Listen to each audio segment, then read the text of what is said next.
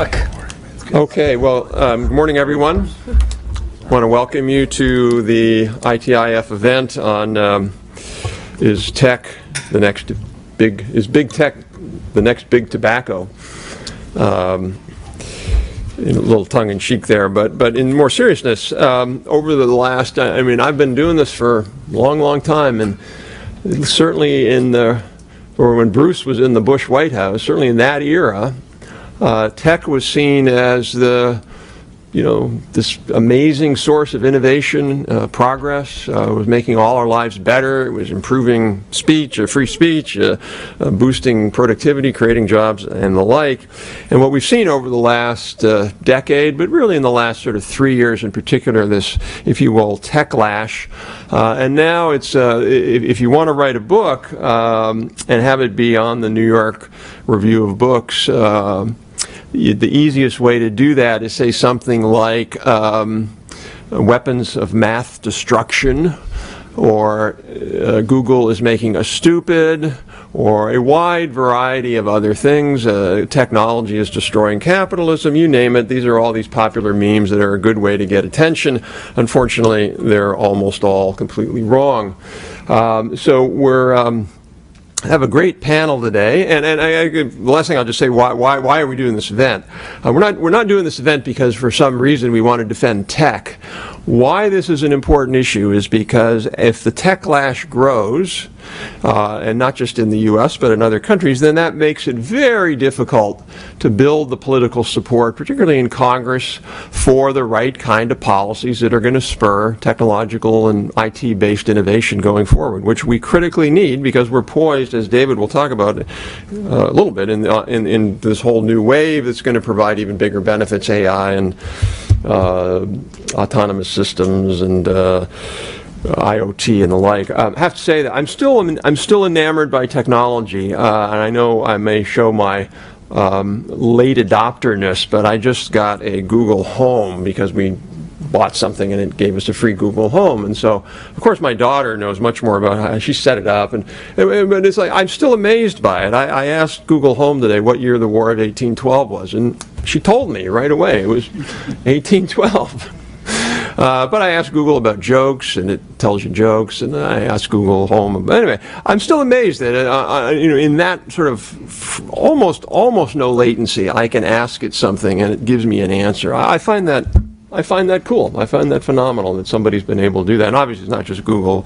Lots of companies now are using voice systems like that. So we're going to start with my colleague David Moschella. David and I have known each other for, I think since the early and mid-90s. And David is a person who, if you don't know David's work, I really think David's the person I rely on the most for insights into what's going on in technology, and particularly technology in companies. He has a long background in this space. He was a analyst, a writer for Computer World magazine. He was an analyst with Gartner or Forrester? IDC, sorry, and now as with one of those rags. One of those Boston rags, yeah, one of those Boston consulting groups. And now he's with a Leading Edge Forum, and he's sort of a broad thinker about these trends. And if you haven't seen David's new book, Seeing Digital, A Visual Guide to Industries, Organizations, and Careers of the 2020s, it's a really great book. It's super easy to read because every page has a chart on it, but it's packed with all sorts of good insights. So David's going to kick us off, and then let's see here. We will go next to Sri Ramaswamy, who Sri and I have again known each other for a while. Sri is at the partner at McKinsey Global Institute. If you don't follow MGI's work, you should. Clearly, in my view, it's the best consulting think tank in the world. And I don't know what you guys are ranked in terms of the Penn ranking. Number one? Yeah. And so are we. So, I have no idea how they do the ranking thing. I don't know either. I vote for you every year, though, so it's... I vote for me, too. Thank you. And there's only like 2 votes for each one of us, so... No, anyways, and Sri's done really amazing work on essentially the next production revolution and how technology companies are doing that. Jonathan Zuck Executive Director of the Innovators Network Foundation. Jonathan has a long background in this space. Prior to that, he was president of the ACT, the App Association, representing app makers to policymakers. He also, at one point, he's a software developer, had a technology company, and also is an award-winning filmmaker. He occasionally shows his films here in D.C. I encourage you to take advantage of that. And lastly, Bruce Mehlman. Bruce is the founder of Mehlman Castanetti. God, there's a lot of names there, Bruce. It used to be two. Rosen, Bingle, and Thomas. But needless to say, Bruce is really one of the real, leaders in terms of thinking about the politics of these questions. If you ever get a chance, you should always look at Bruce's PowerPoints right after elections. He gives this sort of just crystal insight into what happened and why. And prior to starting Mehlman Castanetti, he was Assistant Secretary for Commerce for Technology Policy under George W. Bush, and he'd worked for a number of technology companies and was also policy director for the House Republican Conference. So with that, we'll go to David. Thanks, Rob, and good morning, everybody. Thanks for coming. Nice to be here. Thanks for the book plug.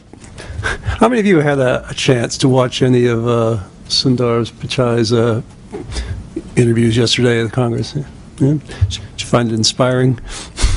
Yeah, I think one of the things people should sort of run on these is what percent of the time were the Congress people talking versus what percent was he talking.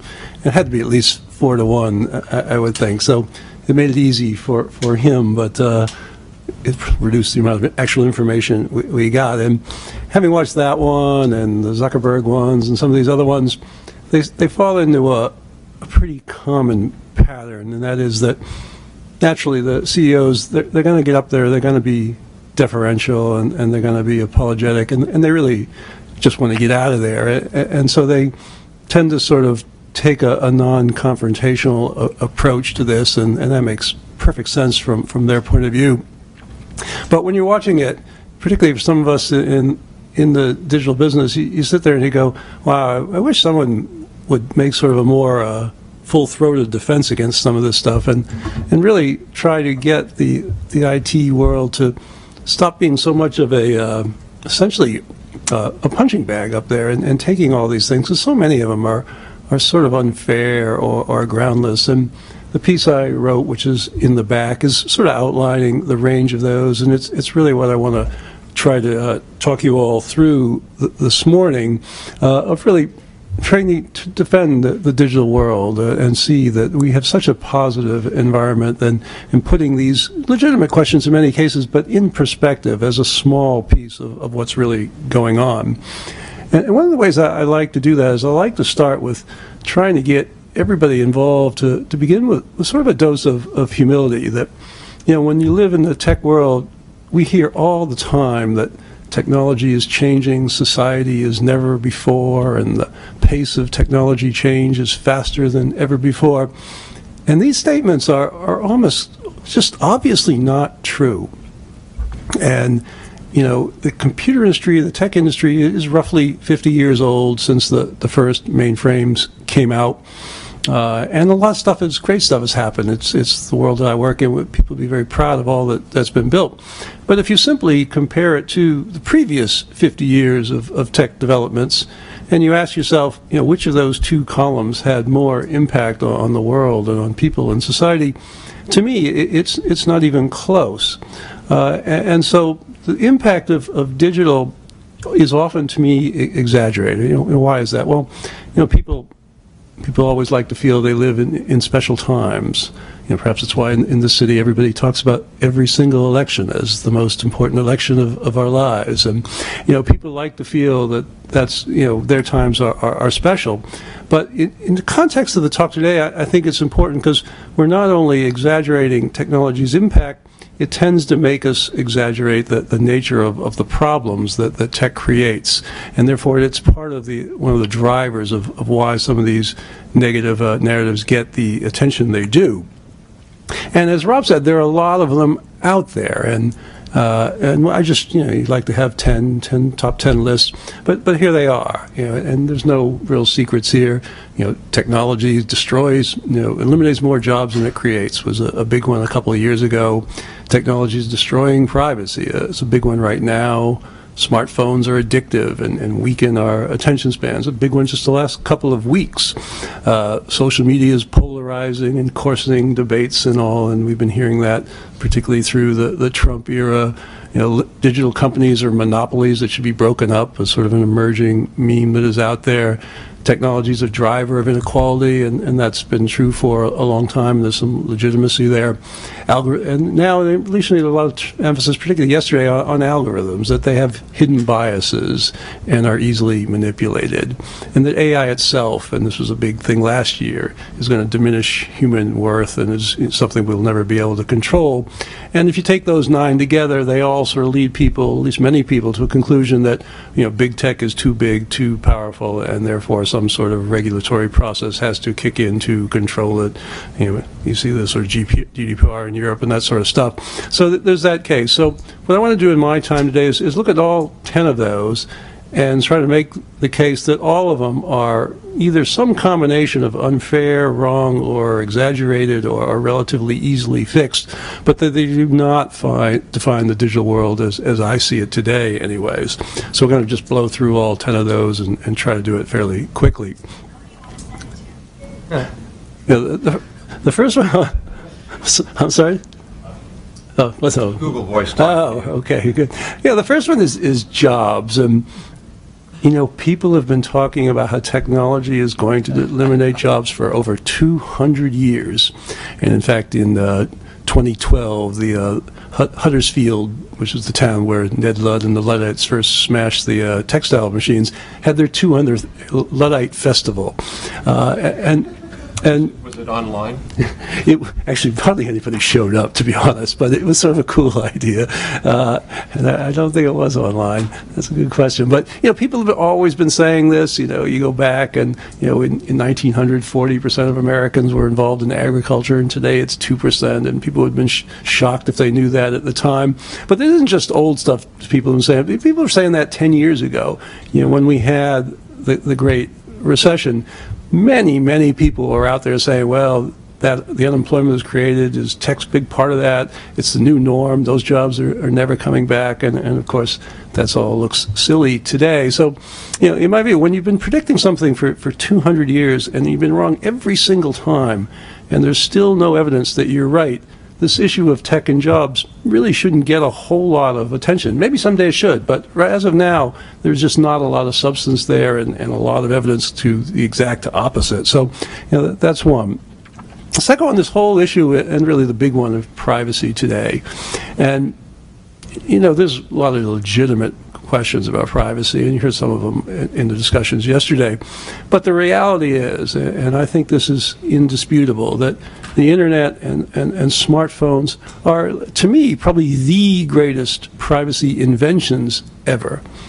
That all of us have information that we consider sensitive, politics, religion, diseases, disorders, gender issues, illnesses, crimes, drugs, whatever it is that you don't want to talk to people about. We all have this. And in the past, how did you ever get information about those things? Well, you probably weren't too keen on going down to the local library and asking the librarian. You probably weren't too keen on getting something mailed to you in a brown paper bag so that people would say, well, what's in there? You probably weren't going to hire someone to ask those. So people lived in tremendous ignorance, or they might have asked some friends, or they just that. And the internet and the smartphone, the ability to look up these things and the relative anonymity of your own home and your own screen is just an extraordinary increase in privacy. So whatever other sins you hear about, if you simply look at the net balance, to me, it's indisputable that it's overwhelmingly private and positive, and yet you virtually never hear that. And I think our industry misses a trick there by not stressing that a great deal more. So that's two. Next one, this whole issue of addiction, which has been in the news lately.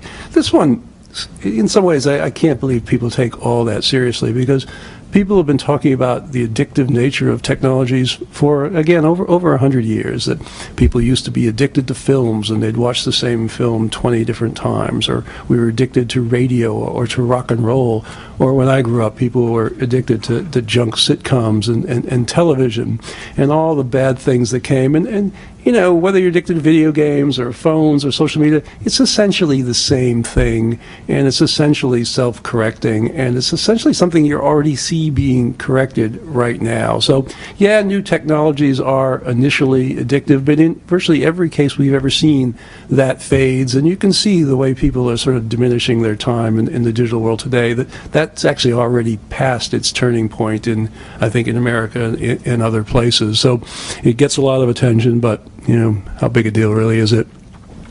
It's sort of the same thing with this whole debate about polarization and coarseness, that somehow it's social media that's driving the sort of contentiousness of our times, and I dispute that as well. It contributes, it may make it worse, but these debates are about real things, you know, globalization, China, immigration. These are real debates that countries are having, and you know, we don't have to get into Trump to talk about that. If you just look at the Brexit situation, you know, fundamental debate about the future of the country, families and friends falling out left or right. That debate today is almost completely removed from social media. It's happening in the press and on television. It's happening everywhere in town meetings. It's happening in conversations. But it's hardly, you know, social media isn't going to shake it one way or another. That these are real issues that people have to figure out going forward in terms of what's going to happen. And I would see a lot of that with Trump here. And you know, most people don't read Trump's tweets. They actually learn about most of them from when one of them gets picked out and put on television or in the newspaper, and therefore, of course, you only see the ones that are most sort of outrageous. And the social media experience itself is not directly experienced by most people there.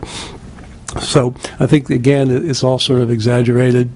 The fifth one, and this next couple are about Silicon Valley itself, and you hear all the time that Silicon Valley is just not diverse enough. It's dominated by white males and all this stuff. And there's some things there we can get into. But the fundamental reality is that Silicon Valley, from an international point of view, is almost certainly the most diverse community of people that any professional community that I can think of.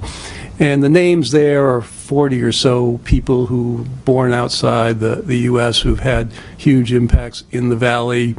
The ones that are highlighted in bold are, there may be 12 of the more famous, and they give you a sense of who these people are. You know, Dara from Uber is Iranian, and Elon Musk is South African, and Jan Koum is Ukrainian, and Jonas Frisch is Danish, and Linus Torvald is Finnish, and Pierre Omidyar is Iranian, half and French. Satya, the head of Microsoft, Indian, obviously. Sergey Brin from Google, Russian. Sundar, Google, Indian. Werner Vogels, the CTO of Amazon, Dutch. Vinod Khosla, the great venture capitalist, Indian. And Vitalik Buterin, the sort of the godfather of all things blockchain, the sort of Russian/Canadian. And all of these people have brought their skills to the Valley, and all the other names. And you could have 100, you could have 300 of those. And I challenge any other industry to show that, certainly in this town, or the media people to show that level of diversity.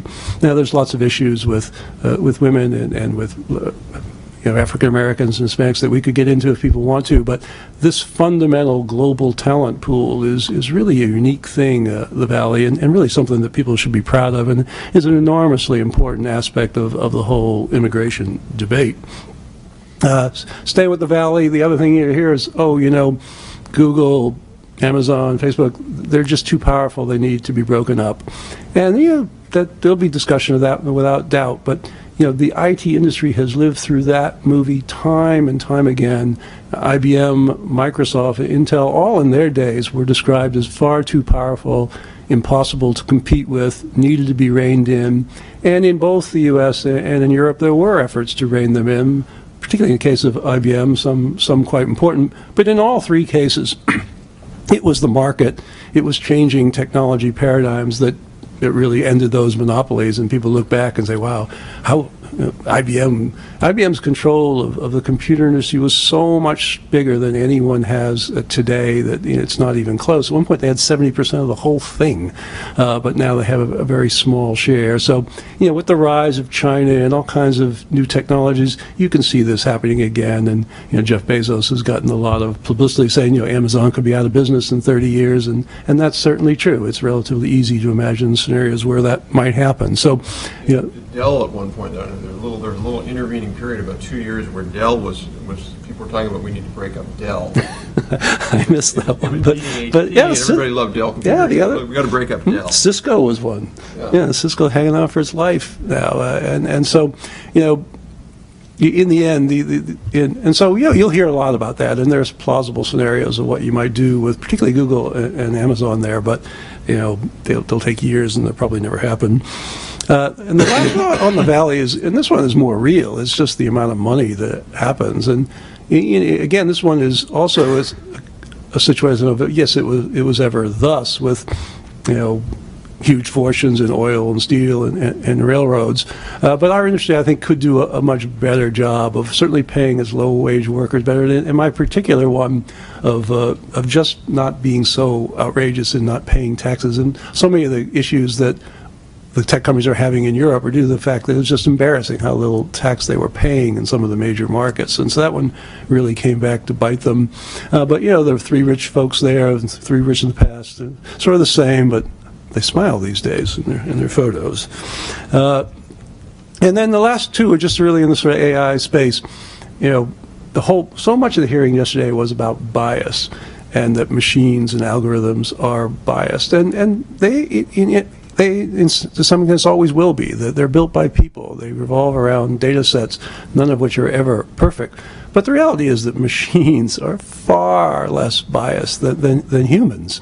And if you look at that list of professionals on the right side there, they're legendary for having their own sort of gut feels and views of things. And the books of Michael Lewis trying to expose sort of the irrationality of even supposed experts in their field. So, the basic rule of algorithms is that they will get less biased over time, and that they are less biased than humans, and therefore they lead to fairer decision making in the great majority of cases. And to me, that seems pretty indisputable.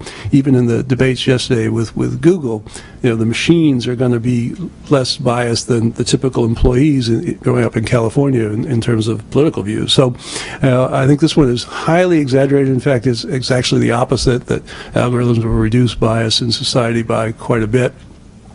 And the same with broader AI, and this was a bigger deal a couple of years ago with Elon Musk and others, when the whole winning and go, and people saw all this great rapid progress in AI was going to change the world, and tapped into all those sort of traditional fears that we have. But the reality is the same, that the benefits of machine intelligence are real, they're here today, and the downsides are virtually completely speculative, and we challenge people to list any actual downsides that exist today. So again, maybe someday, but nothing that really is confronting us right now, and many good things there. So again, the story is often inverted. And to me, this is, people use all 9 of those to argue for more regulation. They don't argue for a China sort of state-controlled internet, but maybe a more European GDPR regulated state.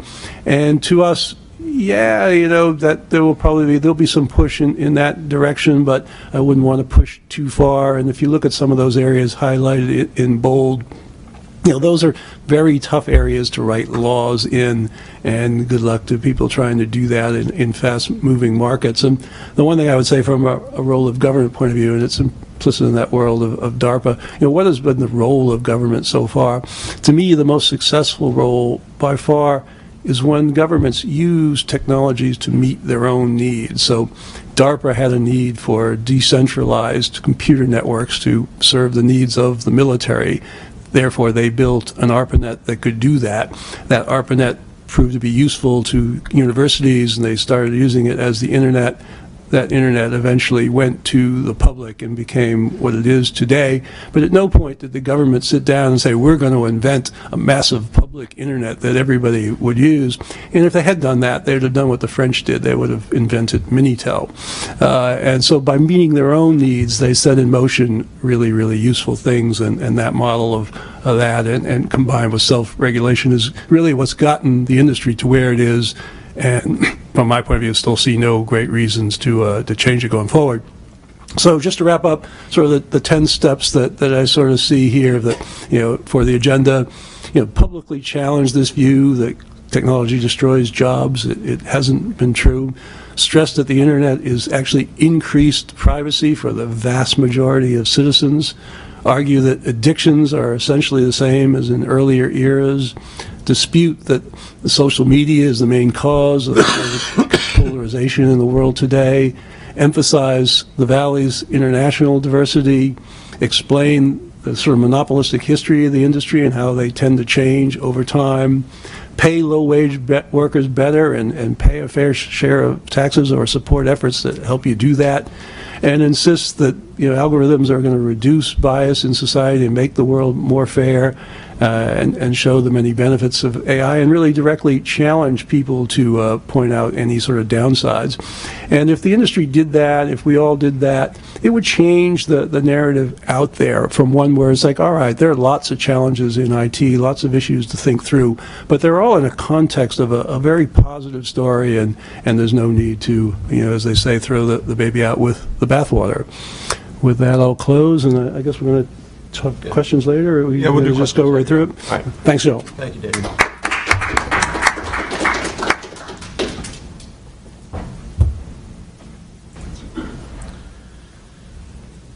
All right. Good morning, everyone.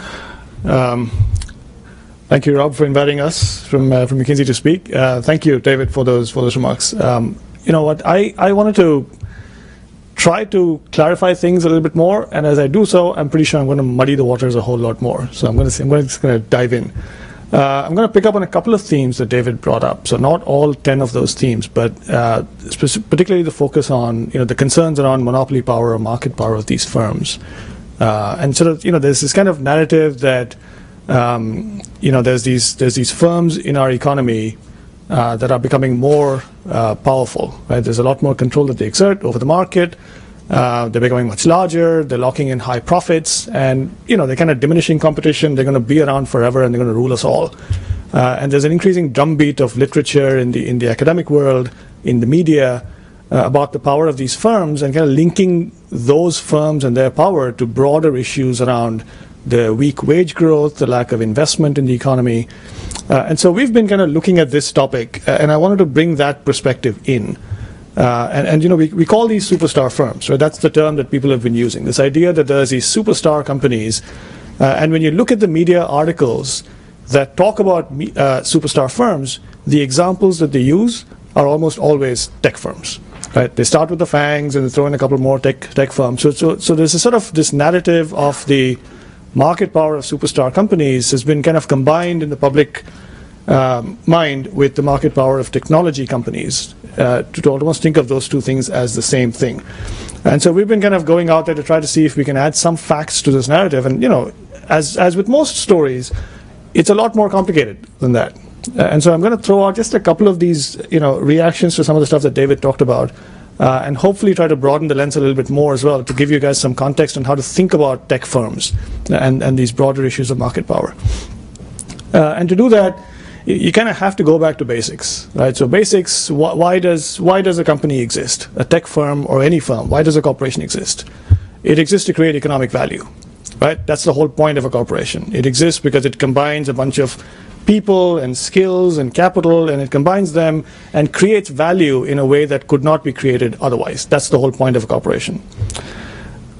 When you look at the economic value that corporations create, so we looked at about 30,000 companies around the world, and we kind of grouped them into these, into the broader parent firms.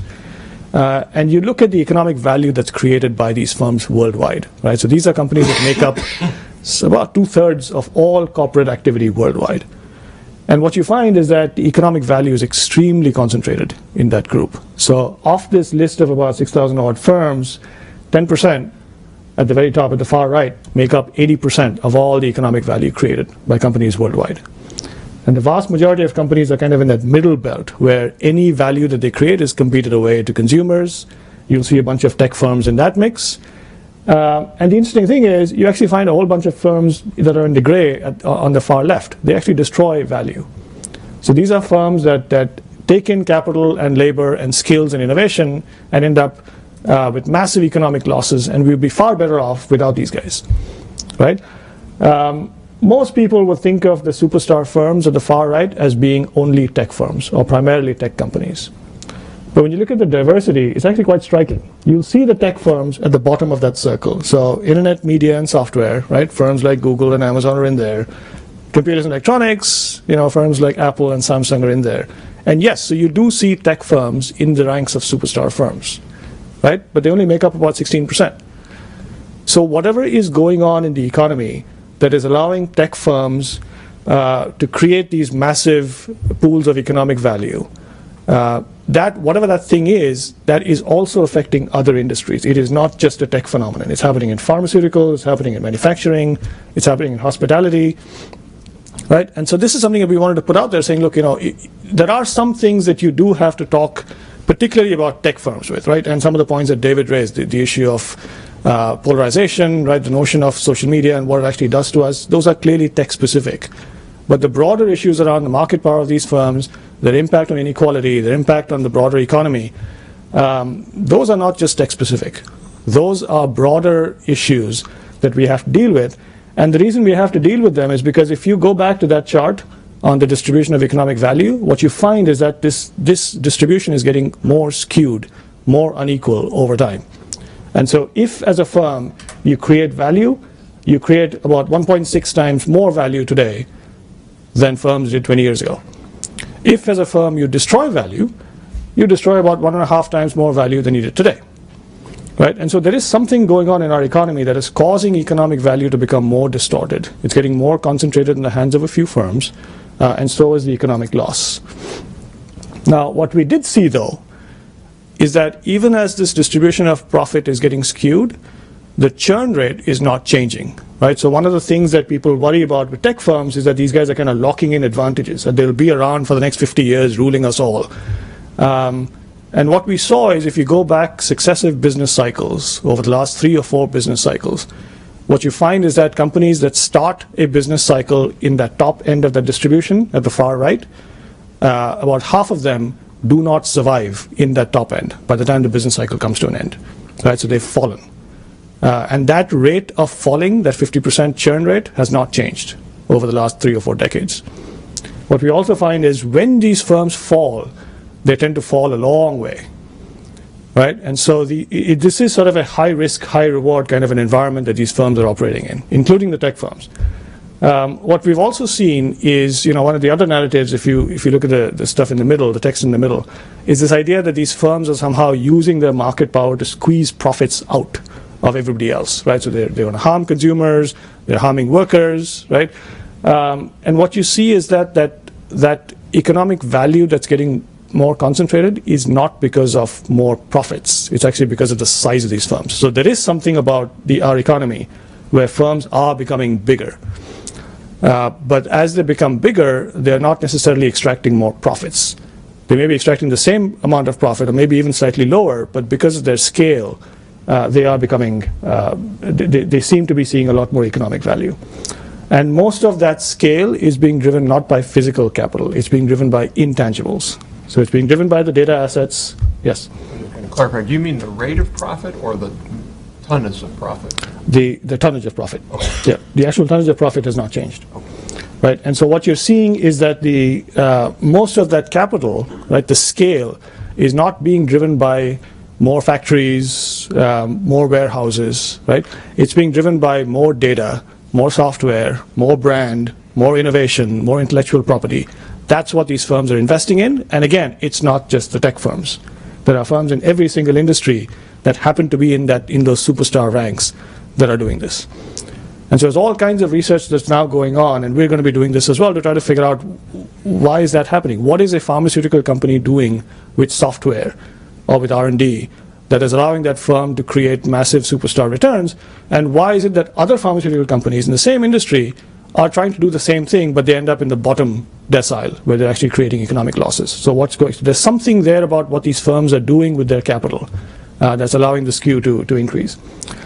And finally, the last piece is that bottom decile. You cannot talk about the value being created by superstar firms, whether they are tech firms or anybody else. You cannot talk about just those guys without also talking about what is happening at the other end, right? Because we are living in an economy where a bunch of firms that should be creating economic value are destroying economic value, and they're doing more of it than they used to, but they're not dying. They are staying around, sticking around longer than ever. People are still giving them capital, right? And so a lot of them are essentially falling into what we call zombie class, right? These are firms that destroy so much value that they cannot even create enough cash to pay back their own debt, right? And yet they're still around. And so this is what we're trying to look at now to figure out, okay, we want to put this discussion of tech firms in this broader context of what's going on in the economy. Is it the low interest rates? Is that what's driving it? Is it a more global marketplace? Is that what's, it's kind of raised the ceiling and allows companies to become bigger than they used to be? Is it something else to do with regulation or the lack of regulation or something else? Those are all issues that we're going to be tackling. I just want to close with one last piece, which I think gets back to the point around inequality. This is a real and legitimate concern. But again, it's not limited to tech companies.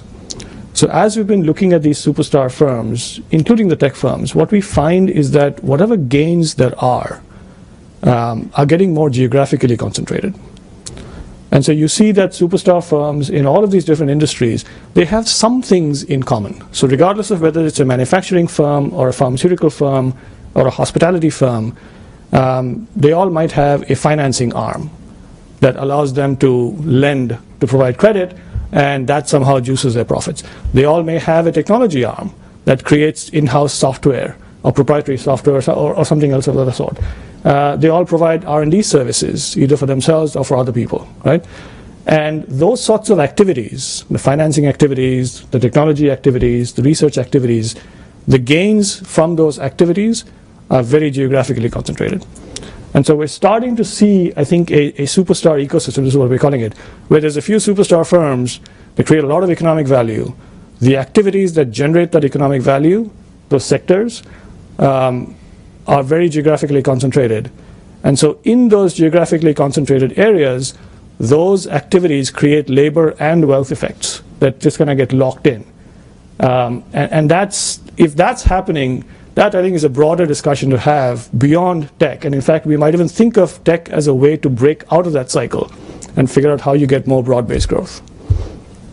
Right. Okay, thank you, Sri. We're going to go out of order, so Bruce, you're next. Here okay, or do you guys need me to be there? Did you have slides? Nope, believe it or not. And Jonathan, you didn't have slides. That's correct. All right, you're there. Beautiful. Awesome. Thank you. Thanks for having me. And it's weird, as the Republican and tech lobbyist on the panel, that at least this compared to David, and I can't speak for my friend Mr. Zuck, but I am the Bernie Sanders of the panel, I think, given my reactions to the defending digital and what David had to say. Preliminarily, first, fun title. Clearly, big tech is not big tobacco. I mean, it's hard to think of anything redeeming from big tobacco, whereas big oil perhaps is a more apt. They're innovative, they're essential, they're global, but while there are immense benefits that you can't live without, there are also some broader challenges. That maybe is a better analogy. Number two, tech's not monolithic, and one mistake that people talk about techlash or big tech is there's a lot of different companies, and when you take a look at what has upset policymakers and regular voters the most, it's been much more social media platforms than it has tech broadly. The Tech CEO Council, just to pick on one data point, did a poll asking who could citizens trust to do the right thing most of the time, or some of the time, occasionally, or never. For most of the time or some of the time, computer and device makers such as Dell and HP were at the top, 71%.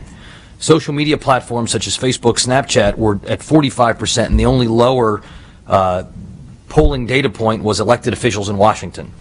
And that's, you can find that GBA strategies that the polling, it's online on the Tech CEO Council website somewhere.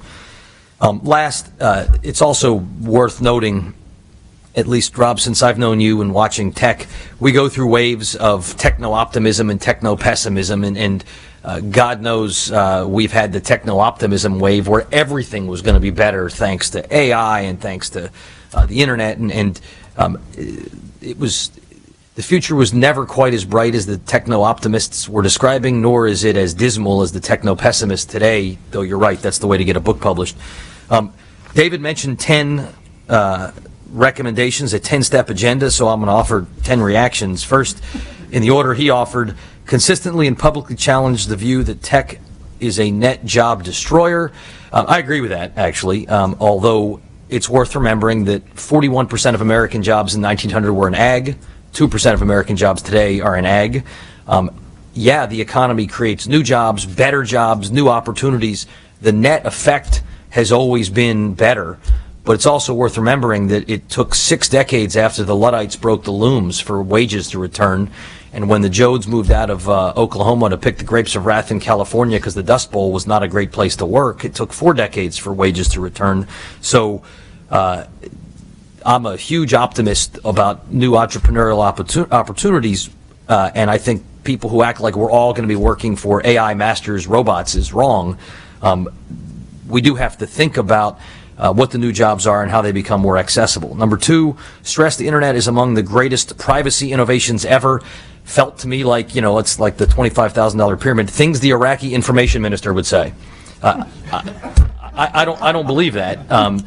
I get the point, but I also don't think if you went to a library to look things up, the library would have tracked where you were before, where you were after, what other IP phone addresses were near you, so maybe who you were talking about, what you found, what books you looked up, keep all of that and sell it to a company trying to sell me ads. I love the internet, I love my phone, but there's a lot of work to do in privacy. I believe that, gosh, you can't go a week without reading not merely a screed by a politician, but the New York Times story yesterday, or maybe the day before. On the internet, nobody knew you were a dog. Now, on the internet, everybody knows you have 4 fleas and eat Alpo. Privacy is a challenge. Third, argue that today's tech addictions are essentially the same as in earlier media eras. That's a great, fascinating question I don't know the answer to. It feels more complete. It feels more that we're hitting kids earlier. And I could be wrong. I don't know enough about early television, for example, but I don't know that television was A/B tested for brain dopamine responses. Tech is.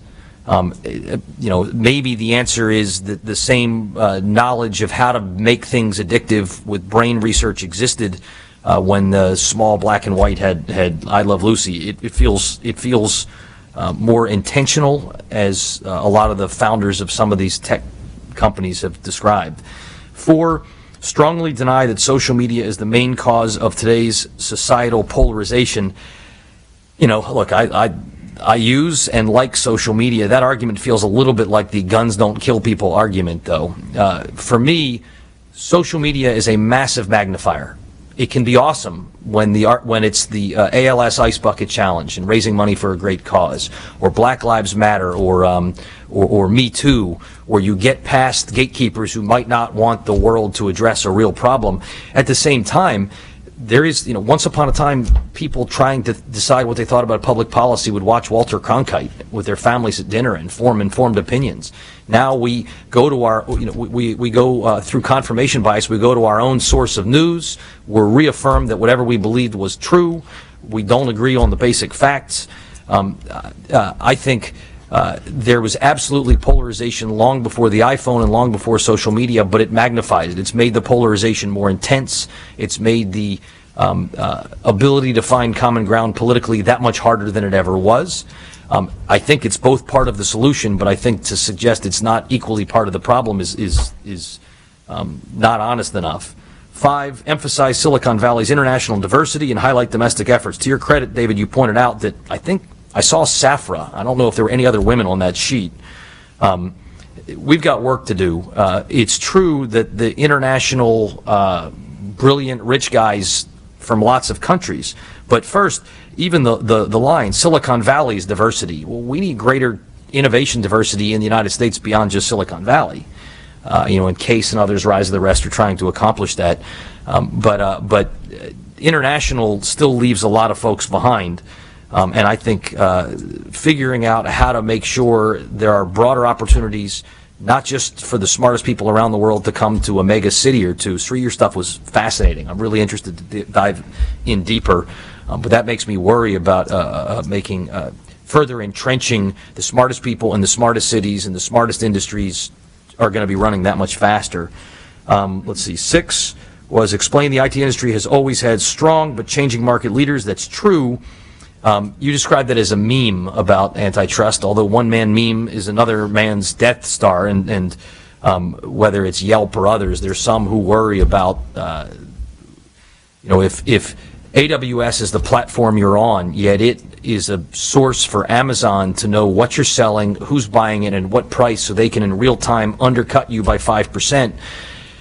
I don't know that's a meme. That seems to me like a real risk, and you raised lots of challenges. You may know this better, so you may tell me I'm totally wrong when you go next, but it wasn't simply that time and competition and technology solve things. I think some of the things Microsoft was required to agree to stop leveraging their monopoly operating system explain why Google and the others were able to come. And if you go back, it's companies not only exist to create value, but rational companies seek monopolies. That's what that makes all the sense in the world. That's what you should do. It's the 0 to 1, 0 to 1 idea of Thiel. Government has a role in that regard. And again, I'm the Bernie Sanders here, which is just crazy, but better than Warren. 7, visibly pay or treat low-wage workers better, help close tax loopholes. I'll agree with that. I think I would throw into that, if I could add maybe, instead of fighting or subtracting, we need broader educational opportunities. So it's not just low wage, paying them better, but helping them become part of this. I got the wrap-up sign. 8, insist that machines are far less biased than humans. Humans program machines. So if I'm biased, my biases are probably in the algorithm. I do hope that they can get better over time. 9, show the many benefits of AI while challenging the doomsayers more directly. I agree with you. No comment. Addition. And last, demonstrate why self-regulation should remain America's main governance model. I think when you get to the point where you're not trusted by the governed and you're not trusted by those in government, you probably need to adjust your model. I think whether it's election interference or cybersecurity and post-breach, the smart thing for tech is not to fight for self-regulation yesterday, self-regulation today, self-regulation forever, but rather to try to partner with government on a more hybrid, government has a role model if we want to get to an outcome. Most people remember that you wouldn't have clean air and clean water without the Clean Air Act and the Clean Water Act. Same with food safety, same with minimum wage. Tech's got a lot of value to add, but alone it may not be. Great. Thank you, Bruce. Okay, Jonathan, bringing up the rear here. Wow. So I wore my hoodie today to be the iconoclast of the group and represent tech, and now I literally have no idea what to say about any of these things. It's a very interesting debate, and part of me would like to take a step back and ask some overarching questions, because I think part of our difficulties in these matters is in our categorization of things and our desire to put things in boxes, and we have it's a very human desire to generalize, right? I mean, when you approaching an intersection and light is green, you want to generalize that it's okay for me to cross that intersection, even though it might not be, but you still want to generalize that it is. And so I want to ask big questions like, what is tech? Right? I'm not convinced that Google and Facebook are tech companies, frankly, right? And so when we start talking about big tech, I'm not even sure I know what big is when you look at the 12 employees of Instagram when it's sold, right? So is it the amount of data that they have? Is it the number of employees that they have? Is it to have to do with their economic output? I mean, some of the biggest companies right now don't make any money, right? And so how is it we're measuring what is big and what is tech to where we're trying to define this problem that we're trying to sort out? And I think that as we start talking about antitrust, that's where it all goes crazy, right? Bruce was right to predict that I'd be a little bit contrarian on his accolades for the Microsoft antitrust case, because, I mean, that seemed to me like a colossal waste of time, right? It was an opportunity for everybody to just throw everything at the wall and see what stuck.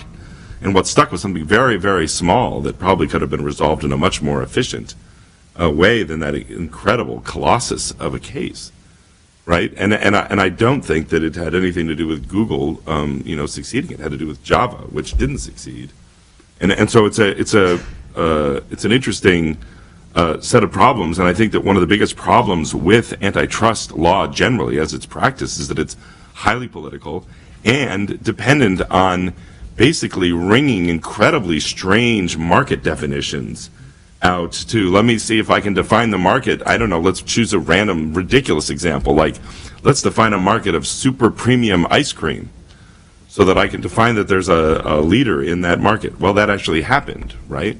So I mean, that's the kind of thing that will start to happen here. Is it an information services company? How am I going to define that somebody's a monopoly? And also, being big isn't the crime either. It has to have to do, as Bruce mentioned, sort of leveraging that monopoly power. So I think that those are all complicating factors as we start talking about using antitrust in particular as a mechanism. So I think I'm with Bruce on this notion of looking at partnerships between the public and private sectors in trying to find solutions and mitigating some of the downside consequences that may be short-term or maybe longer-term, but trying to find cooperative solutions is a better approach than perhaps saying there's nothing to see here, right? I think that can be a complicated way to look at the world. When we know that the biggest push right now in AI is for driverless vehicles, and we also know that driving is the biggest employer of men in the United States, right? That feels like something that has an implication to it.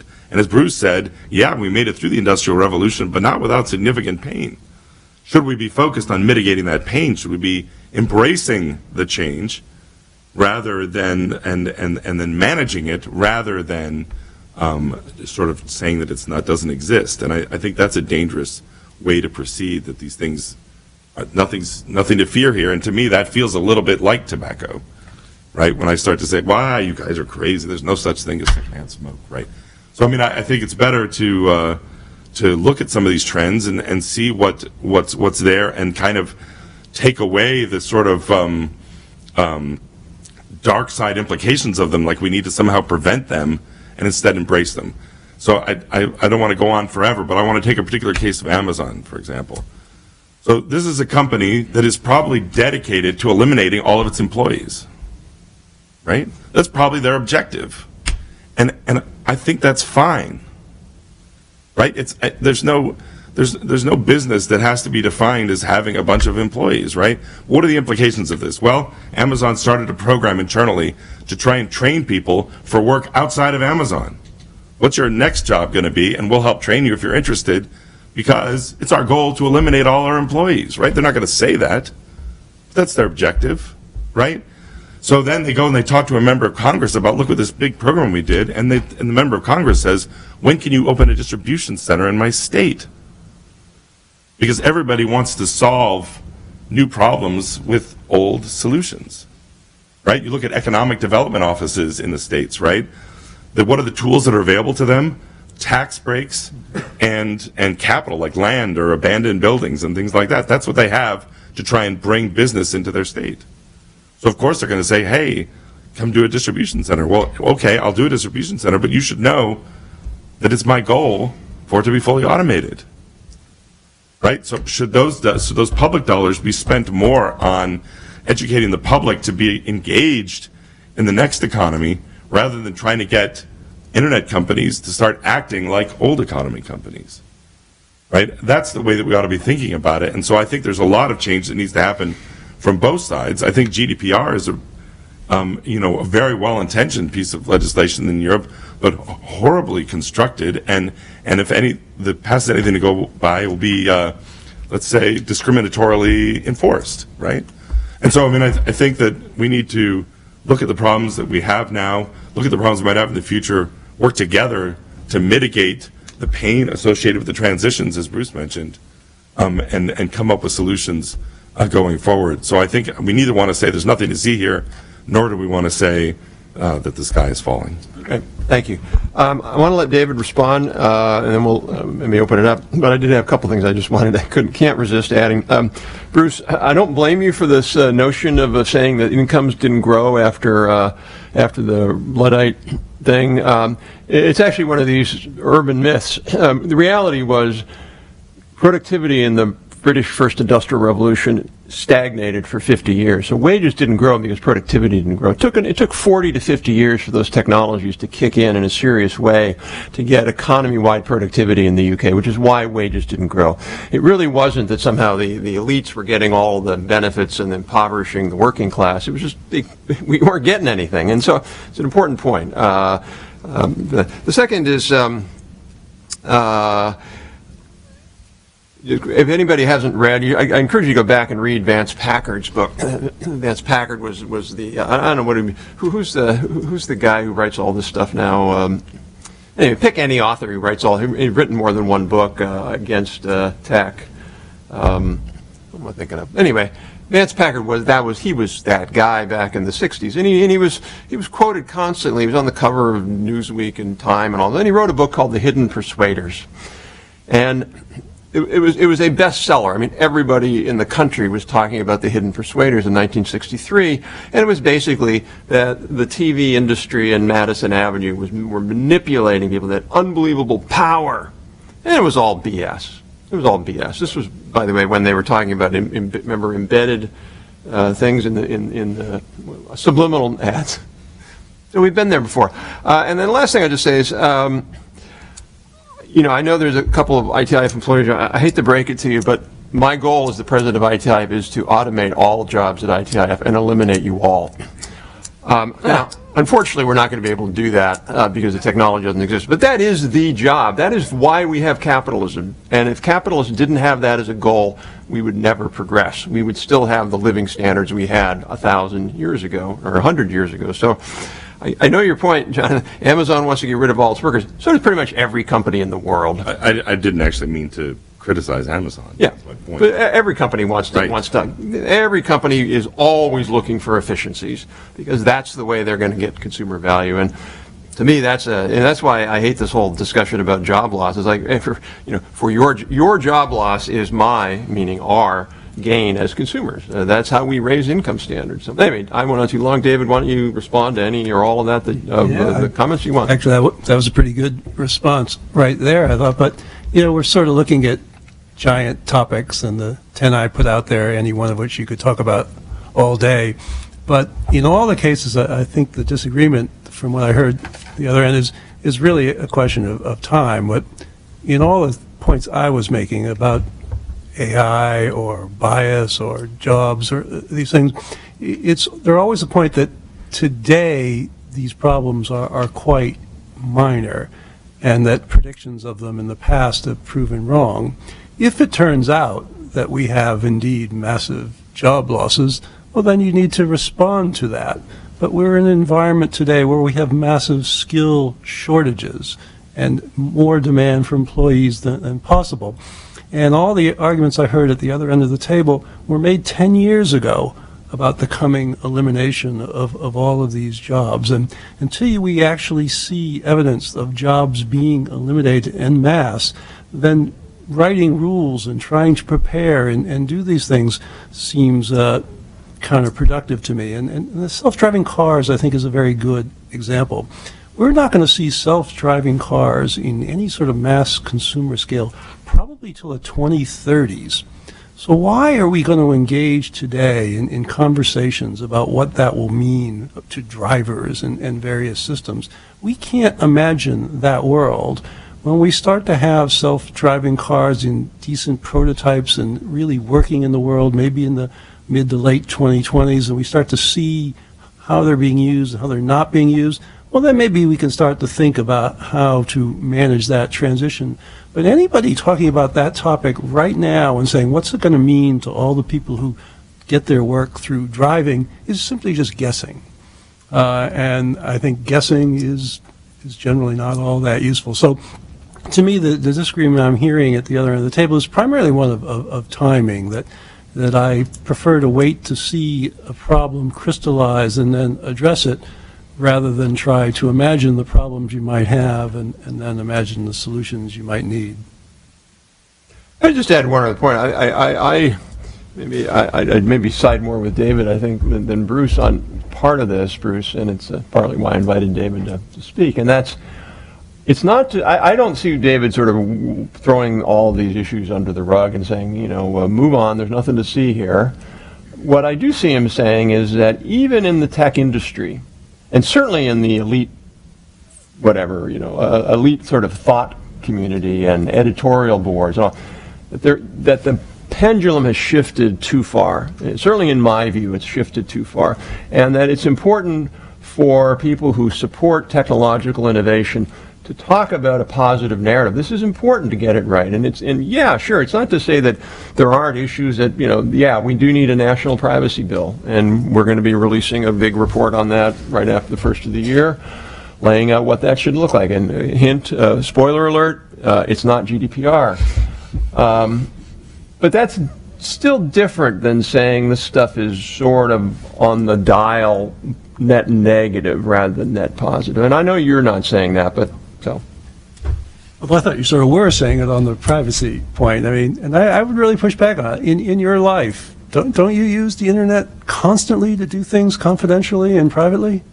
I use the internet all the time, but the internet is among the greatest privacy innovations ever. Felt, if we're looking within a dial, felt to me, it goes to 11. And I do use the internet all the time, but I am presuming that all of my searches on all devices are tracked and logged and accessible at a minimum by Google, possibly by those who pay Google to advertise. In my mind, the good news is I don't have to ask somebody where's the encyclopedia, or I don't have to ask the librarian. The bad news, though, is that if I ask the librarian where's this section on, making your hair stop falling out, that she doesn't write it down, track it, and have it exist in a database, whereas Google does. Well, that's clearly true. On the other hand, you will ask Google things that you would never ask the librarian, your family, and so it's a trade-off that, yeah, the stuff is collected, but there's a relative anonymity there that people rely on. There's a presumed anonymity. And a relative one, that Google knowing something through identifiers that only violations will allow anyone else to see is a real thing. It's not the same as a person seeing you looking up saying, I don't know, AIDS or, gender issues or whatever, that level that we all do. We all rely on my searches not being seen by other people. And we know there's a risk that it might not be true, but we still do it.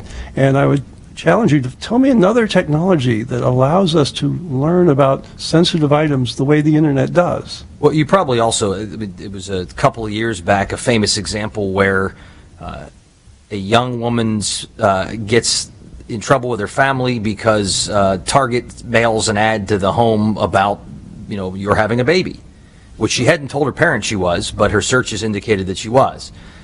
And that is one anecdote, but it's that's the type of ways in which you're right. The initial, my ability to search, I have more access to more information, and it feels like I'm in the privacy of my home, but I feel like I'm not in as empty a room as I thought I am. Sure, I think I am. How many women are reading it about Planned Parenthood on the web and relying on that being confidential? Hundreds and hundreds of thousands compared to the odd anecdote of that sort of thing. So to me, it's the balance is clear. The risks are all, as you say, and as Rob said, I'm not saying ignore them. They need to be sorted out, but there's an enormously positive story there that never gets told. Jonathan. Yeah, I want to be careful that I'm not completely lumped in with grandma over here. It's I am a software developer and believe I'm still a complete techno optimist, and spent the last 20 years managing a trade association of app developers, and I think that the mobile technology revolution has done a lot to address a lot of the issues we talk about in terms of geographic concentration and things like that. Those companies exist not only all over the United States, but all over the world. And, the number one disaster management app, for helping people organize volunteers and things like that, used here, it was built in Kenya, for example. It's that kind of thing that I think is really exciting, and that's a $1 trillion market, 47 million people employed in it. It's One of the things that I often talk about is the value of small businesses, right? And they sort of pick up the slack, if you will. The big businesses tend to react in very big ways to economic change, et cetera. Fire 100 people, and then 100 small businesses each hire one of them, that sort of thing. And so I think that there's a lot of value into the lowered barrier to entry in the technology arena that has really helped to make it not be about Stanford and not be about the United States and not be about men, frankly, and because it's less venture capital driven, a lot of less of having to reach back to the old world in order to have my business happen going forward, I think has done a lot to diversify the tech industry in a very important way, and I think mobile technology's gone a long way to facilitate that. Okay. So I think we all sort of agree, probably more than we disagree on this panel, but I think that... Even Grandma. All right, why don't we open it up for questions? If you can wait for the mic, and here we go. Hi. So I enjoyed all the presentations. I'm going to do the terrible thing that happens in DC where I say a comment that's not really a question. But the back and forth, Bruce and David, you were having about privacy, I think you touched on a really challenging concept. So Vince Cerf famously said, people don't want privacy, they want anonymity. And then a couple of years ago, there was someone at Brookings put out a paper, and I was trying to find it. I forget what it was, that we need a new vocabulary for privacy. So if you look at, like 50 Shades of Grey was a most selling ebook of all time at the time, but its physical sales were relatively low because people didn't want them seeing they didn't want to be seen reading 50 Shades of Grey on the bus. They wanted an ebook that was anonymous, but they didn't care that Amazon knew that about them. There are a lot of examples like that. So I think you were arguing past each other. Like you're highlighting the virtues and flaws of the internet but different ones. So to turn that into a question, how could we convince policymakers to think about that more productively, if you have any ideas? Because that privacy is going to be a major focus at the new Congress. I'm happy to start endorsing what you just said. I did feel I'm not challenging the overwhelming virtue of the internet as a source of unlimited information for folks in the privacy of their home or where they want to get it. I'm just suggesting that I think people have a lot less privacy than they think they have, and that I don't believe we can succeed by telling the Hill, look, California got it wrong, GDP got it wrong, we need to federally preempt and say, let the industry regulate itself, they got this, it's all good. In my mind, citizens want, policymakers demand, and I think reason will allow for some greater controls by individuals, some greater privacy protections that shouldn't blow up the internet or otherwise prevent people from having access to the unlimited supply of information, but it might modestly cut back on the ability to monetize what you think you're privately searching for, but I'm actually monetizing the heck out of it, and and maybe if I never get breached and if I am a trustworthy steward, it's all good. So in my mind, to answer now your question, we've got to, I think tech, and I'm a techno-optimist, you've known me forever, and I also think the pendulum has gone too far, but I think we need to be in a bend so we don't break mode. And I think we spent a couple of decades in we got this self-regulation, don't mess with the internet. There's a reason there isn't the internet and the app economy in Europe. It's because they're hyper-regulatory, they're under-entrepreneurial. It's all been great and all been true, but we're in a bend, not break time now, I think. Well, Bruce, to your point on that, I mean, you remember, and some of us may remember, the McCain-Carey privacy bill from 2002. If the industry had supported that bill, we wouldn't be in the situation we are today. That was a bill that would have preempted all the states. It would have created an opt-out regime with notice. Pretty much it. And the industry largely didn't support that bill because we were all caught up in this sort of stuff. So there, I kind of in the middle there. I mean, that was a very discrete framework. It wouldn't have harmed anything. It would have precluded all this, angst and all that stuff. So now we're in a position where it's like anything less than GDPR is now being called into question. Jonathan or David, yeah. Yeah, I just get back to the point you're making there, which I think is a fundamental one about anonymity. And, the technologies of anonymity exist. Tors and cryptocurrencies, Bitcoin, these sorts of things. But there's a huge sort of counter movement in the internet world to have people be themselves and to identify activities to real people. And that's a big debate that's going on out there, and I tend to agree with you that I think the solution to a lot of these problems going forward is to embrace the technologies of anonymity. But a lot of law enforcement and other people don't like that. So it's a tough one. Ray, did you want to? Yeah, I think, so there's two aspects of privacy at least, right? One is the actual security and the identification, and the other is the fact that it's not just that Amazon knows what I'm buying. They know a whole bunch of other things about me that they can kind of connect and put all that together and come up with a profile of me that I don't really want them to have. And I think that's where we run into trouble, because the economic value of that kind of profile is actually pretty strong. And there are a lot of consumers who actually do value the fact that these platforms know who they are and can offer things. The kind of convenience and the variety that you get from that identification is something that you lose if you have the anonymity or the privacy, right? And there hasn't really been a discussion about like, what do you lose and at what point do you have enough data, right? Because the discussion is always, well, you don't want any of my data, or we want all of it. And I think that's kind of where, I certainly would be looking at GDPR, and as it gets deployed, you want to be looking at that balance and figure out, okay, how much data is enough data to actually give you substantial consumer value, versus you're kind of putting up blocks, and that starts to reduce economic growth or starts to reduce economic value. Other questions? So my question, I think, goes into Sri's response. So is the problem that these companies have all this data, or the malicious actions that they can do with that data? I think that would inform some of the policy responses as well. David, you want to take a crack? Yeah, I mean, again, I do think sometimes the problems are exaggerated. You look at Amazon, we all buy stuff at Amazon. How much manipulation do you feel is happening to you when you're at Amazon? You're looking up something, you're reading reviews, you're buying this product. Yeah, there's recommendations flying around on the site, most of which are actually quite helpful.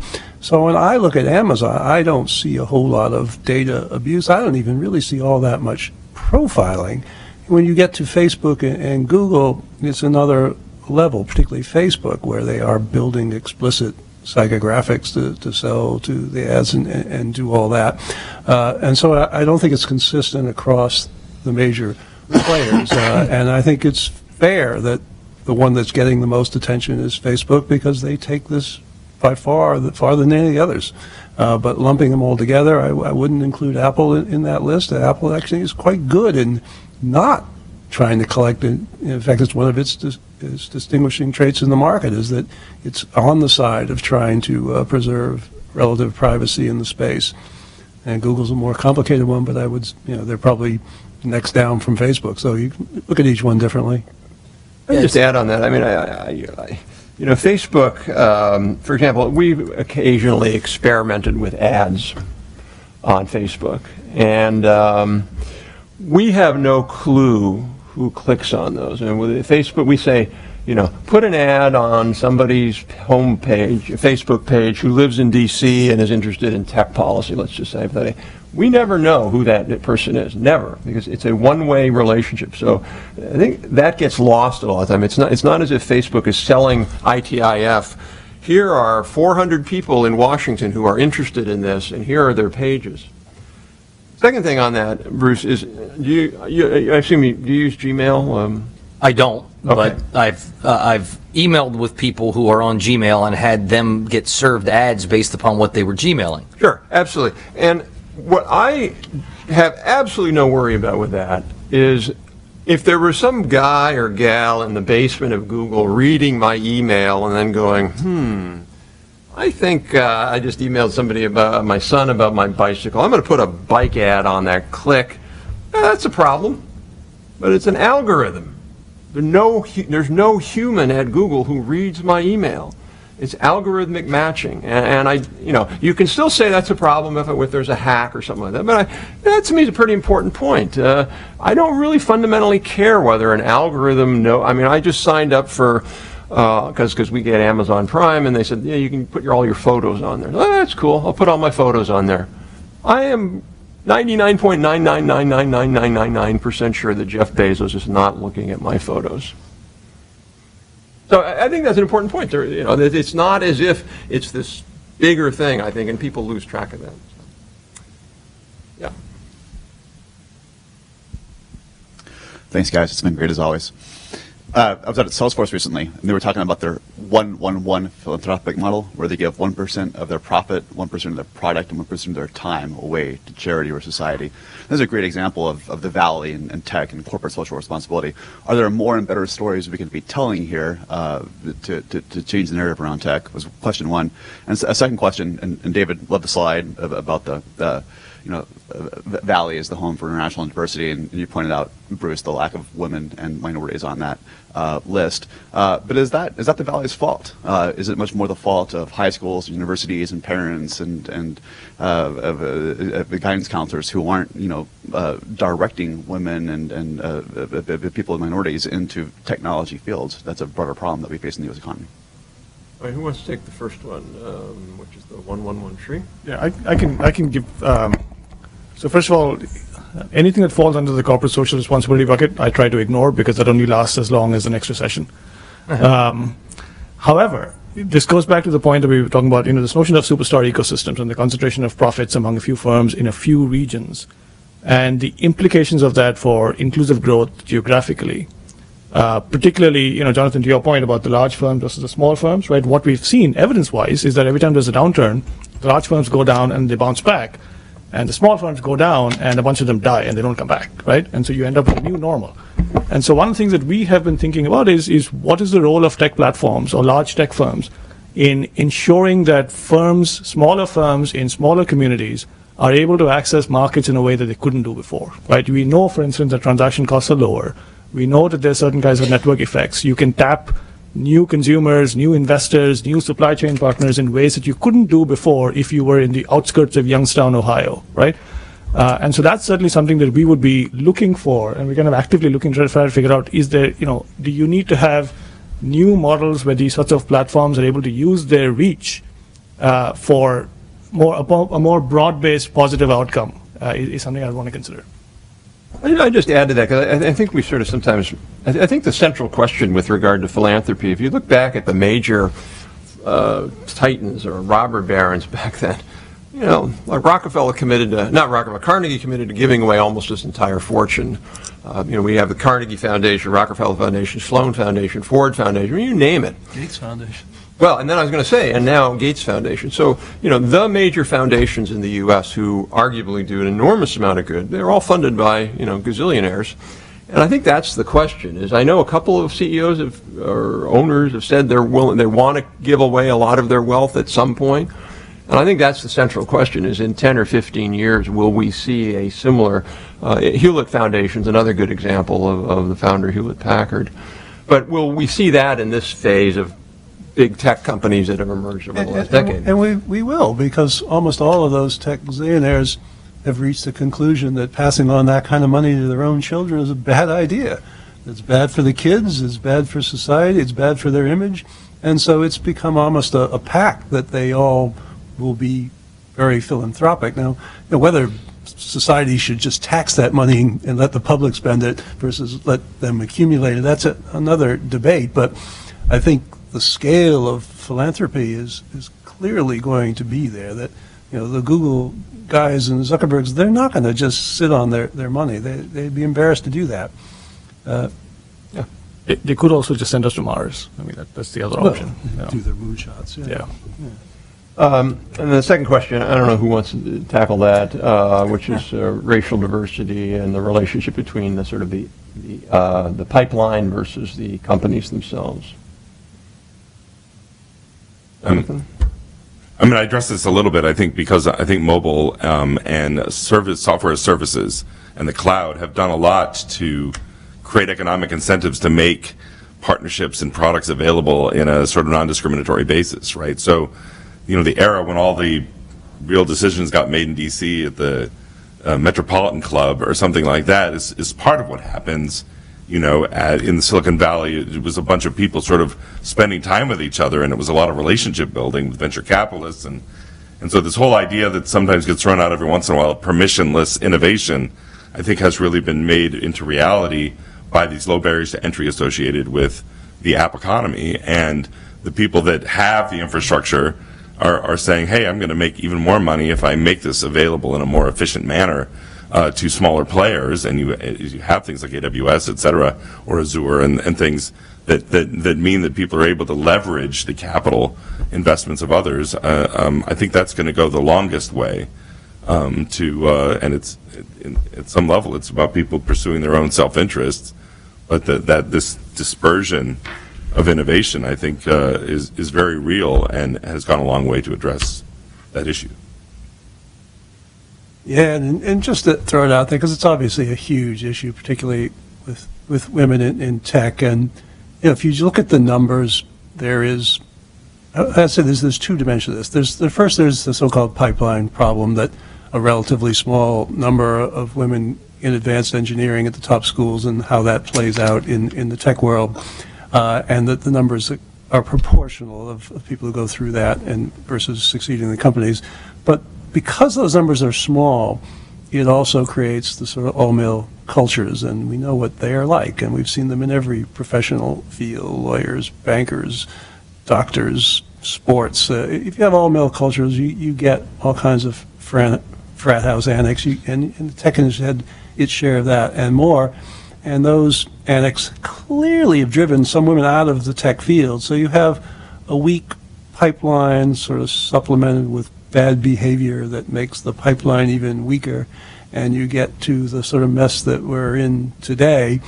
And, when I look at it, I say, women have faced that challenge in journalism, in government, in medicine, and in law, and they've broadly overcome it, sometimes even being the majority in many of those fields today, and they did it through schools. They did it through advanced degrees and good schools and strong credentials, because nobody made it easy for them in those fields, and tech doesn't either. So it's a complicated problem and hard to do in a minute or two, but I think it is rooted on both sides. Yeah, I would just add on leaving aside the gender issue, the race issue. I was talking last week to a really prominent computer science professor in the U.S. who's African American, and we were chatting about this problem. And I asked him what share of CS graduates from good R1 universities, sort of the top 50. And he said, perhaps I'm going to get it wrong, but he said something along the lines of 4% of the graduates are African Americans, and I'm pretty sure that I've read that Google employs more than 4% of their computer scientists, or Microsoft or Intel are more than 4%. It's not to say they can't do more, but I do go back to that problem. I mean, it's a problem that we've been looking at and focusing on for ever since we were started, and it gets an enormous amount of lip service from policymakers and almost no action from policymakers. Not to say that companies haven't taken efforts to sort of help with pipeline issues, but there's there is a discrete solution that we could employ, which no one has pushed for in Congress, and that is the evidence from specialty math and science high schools is very, very strong. There's a math and science academy in Dallas, the Dallas Math and Science High School. It's pretty sure it's a charter high school, public high school. And if you go and you talk to those students, they are phenomenal.